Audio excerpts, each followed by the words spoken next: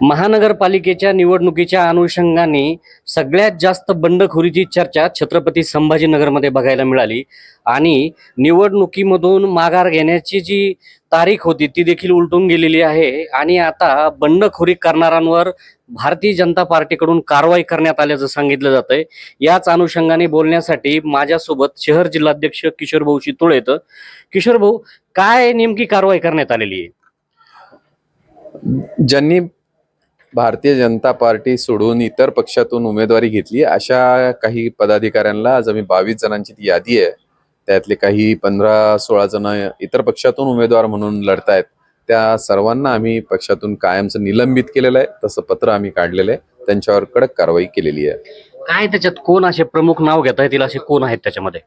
त्याच्यामध्ये श्रीकांत घुले आहे, कुणाल मराठे आहेत, श्री भंडारी आहे, संकेत प्रधान आहे, बळीराम कदम आहे, राजश्री पगार आहे, प्रमोद दिवेकर आहे, संतोष धुमाळ पाटील आहे, गणेश गरंडवाल आहे, असे अनेक 22 जण आपल्याला त्याच्यामध्ये दिसतील।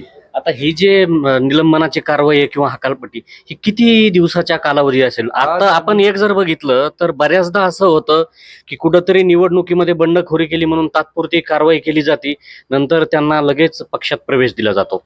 नाही, आज आम्ही कायमच्यासाठी म्हणून त्यांची हकालपट्टी केलेली आहे, कारण आज ही निवडणूक महानगरपालिकेची भारतीय जनता पार्टीसाठी अतिशय महत्वाची आहे। विकासाच्या मुद्द्यावर आम्ही ही निवडणूक लढतोय आणि अशा वेळेला आपल्याच घरातला एखादा बाहेर जाऊन उमेदवार होऊन आपल्या भाजपच्या उमेदवाराचे 5-50 मतं जर घेणार असेल तर ते परवडणार नाहीये। त्याच्यामुळे हे खपून घेतलं नाही, आम्ही ताबडतोब आमच्या कोर टीमनी आम्ही बसलो आणि आम्ही एकमताने हा सगळा विषय करून आज हे निलंबन केलेलं आहे। महत्वाचा प्रश्न, आता ज्यांच्यावर कारवाई करण्यात आलेली आहे, ज्यांनी बंडखोरी केली वगैरे, आणि ते जर निवडून आले, जर आपल्याला महानगरपालिकेच्या निवडणुकीमध्ये महापौर असेल, उपमहापौर असेल, स्थायी समिती असेल, यासाठी जर आपल्याला काही कमी पडायला लागले नगरसेवक वगैरे, अशा वेळी यांचा विचार केला जाऊ शकतो? पक्ष अशा बाबतीत तडजोड करत नाही। सत्ता अजिबात महत्वाचे नाही, पक्ष शिस्त संस्कार हे महत्वाचे आहेत पार्टीला, आणि त्याच्यामुळे अशा सत्तेच्यासाठी म्हणून अशा ज्यांच्यावर निलंबन केलेलं आहे अशांशी तडजोड करणं हे पक्ष करणार नाही। यांना आता प्रवेश नसणार आहे, अजिबात प्रवेश नसणार आहे। तर एकूणच आपण बघितलं तर आता प्रचाराला सुरुवात झालेली आहे वगैरे, एकंदरीत आपल्या आता प्रचाराची शहरातली कशी रणनीती असणार आहे? आपण काल परवापासून पाहताय की जोरदार सगळीकडे फेऱ्या, बैठका आणि सगळी रचना आमची लागलेली आहे। आम्ही प्रत्येक प्रभागाला जिल्हाभरातून जे निवडणुकीतले दिग्गज आहे, ज्यांना अनुभव आहे, असे सगळे प्रभारी म्हणून आम्ही नेमलेले आहेत।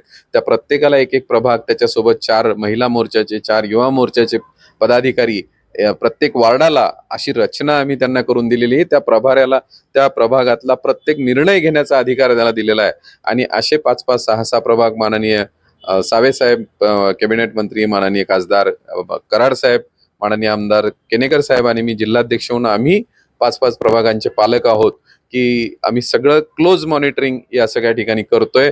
तिथे लागणारा सगळा पाठपुरावा किंवा तिथे लागणाऱ्या सगळ्या यंत्रणा या आमच्याकडून अतिशय सुनियोजित पद्धतीने भारतीय जनता पार्टी त्या ठिकाणी काम करते। तिथली बैठक असो, तिथला मेळावा असो, तिथली रॅली असो, ह्या सगळ्यांचं पेपरवर काम सगळं लिहिलेलं आहे, ठरलेलं आहे आणि त्याप्रमाणे अनुकरण सुरू आहे। नक्कीच आपण जर बघितलं तर बऱ्याचदा बंडखोरी केल्याच्या नंतर कारवाई जर होणार नसेल तर मतदार देखील कुठंतरी त्या पक्षाचाच या उमेदवाराला पाठिंबा आहे का असा देखील विचार केला जातो।